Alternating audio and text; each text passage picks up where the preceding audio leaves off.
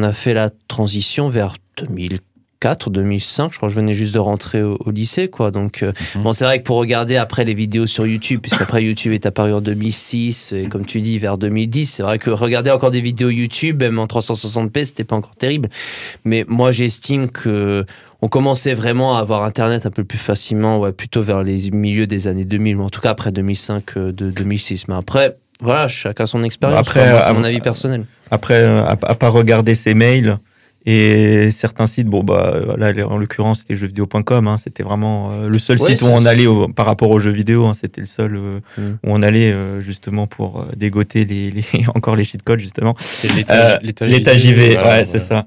Et comme l'Internet coûtait cher, justement, bah, on faisait tout pour imprimer, en fait, les codes comme ça, on les avait, et puis pas besoin d'être connecté sur Internet, surtout que, voilà, à l'époque, ben, ça empêchait aussi les téléphones fixes de fonctionner. Surtout avec les modems. Après, la DSL, c'est un peu rectifié ça, mais du coup, en termes de prix et de coûts que ça demandait pour aller sur Internet, ben, forcément, ça limitait la navigation, quoi. Donc, après, je pense que tout dépend de l'opérateur qu'on avait aussi, quoi. Donc, ouais, on avait AOL, mais je pense pas qu'il y avait autant d'opérateurs que ça à l'époque. Il y avait AOL. Il y avait 9 Télécom. Donc, à l'époque, 9 Télécom. Mais AOL, c'était un des tout premiers, hein, je crois, avec Wanadu aussi. Ouais. Bah écoutez, on arrive un petit peu à la fin de notre émission sur la PlayStation. Je ne sais pas si l'un de vous veut rajouter quelque chose ou alors nous donner son petit mot de la fin. Philippe, est-ce que tu as quelque chose à nous rajouter? S'il y a vraiment une image qui me marquera jamais de la PlayStation, c'est quand même les pubs à la télé. PlayStation. En fait, ils se sont inspirés de ça pour faire Voldemort. Ouais. Puis ouais, voir la manette en profil, c'était toujours le même logo, quoi. C'était ce petit ovale avec la manette, avec justement les 4 boutons de la PlayStation. Et... c'est vrai, c'était des pubs très dynamiques. Autant j'ai pas connu les pubs de Sega. Avec Sega, c'est plus fort que toi, parce que à ce moment-là, bon, j'étais peut-être un peu trop jeune pour m'en souvenir. Mais c'est vrai que là, les premières pubs de jeux vidéo qui m'ont vraiment marqué, oui, c'est vraiment les pubs PlayStation. J'en ai maintenant une en tête, en particulier la pub sur Spirou, justement.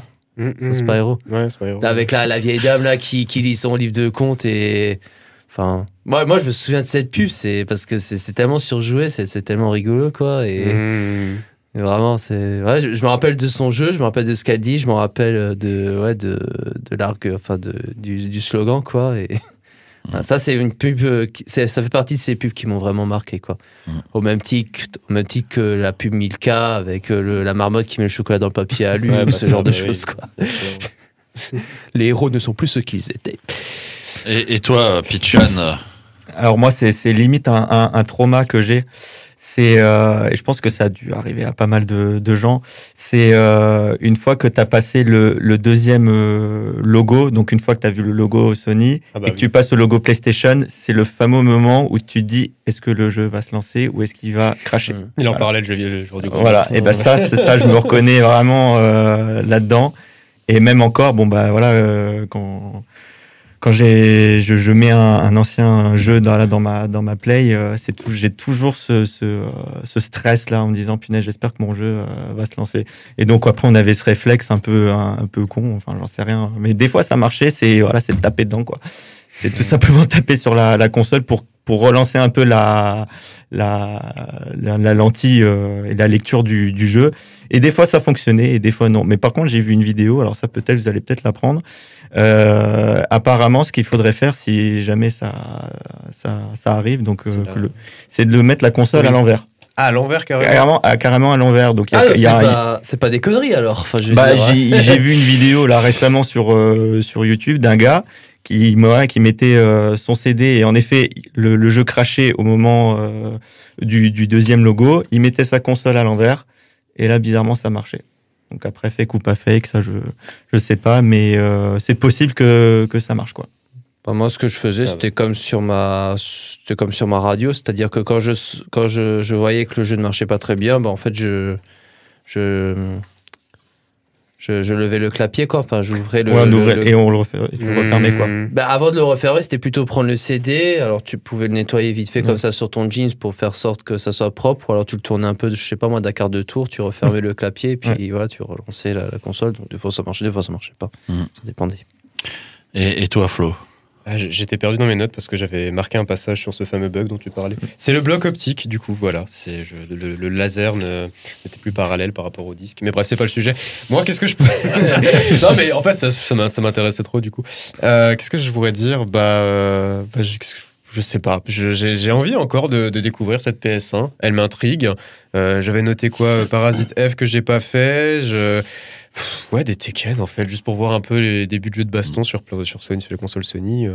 Ouais, je suis curieux. J'ai envie de voir un peu ce qu'elle réserve. Si tu te mets sur Tekken sur PlayStation, je pense que, étant donné que tu as peut-être visuellement des jeux beaucoup plus récents à l'esprit, ça te fera le même coup que FF7. Ouais, tu vas te dire, mais qu'est-ce que c'est? En fait, je suis en train de jouer à Minecraft là. C'est quoi ce truc? Non, mais même en vrai, les Tomb Raider, tu vois, genre, parce que moi, le seul Tomb Raider que j'ai jamais fait de ma vie, c'était Legend sur PS2, qui était très beau pour l'époque, donc il m'a un peu marqué.